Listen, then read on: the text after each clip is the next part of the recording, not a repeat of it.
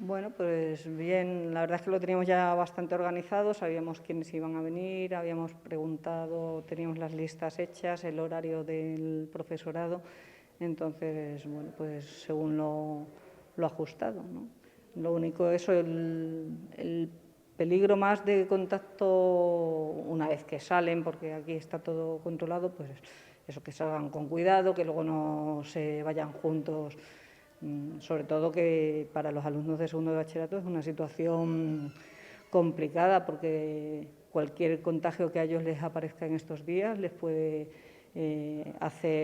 poner dificultades para que puedan realizar la EBAU, entonces tienen que tener más precaución que nunca, creo yo.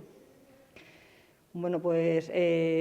tenemos por una parte alumnos que necesitan recuperar alguna parte, alguna asignatura, pues porque para reforzar, para dudas, para solucionarlo de la manera que podamos, y por otro lado alumnos que quieren preparar mejor la EBAU o que tienen más dificultades. Bien, pues nada, se le ha puesto los geles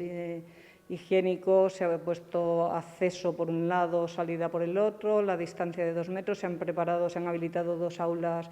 con los 2 metros de distancia, se les obliga a traer la mascarilla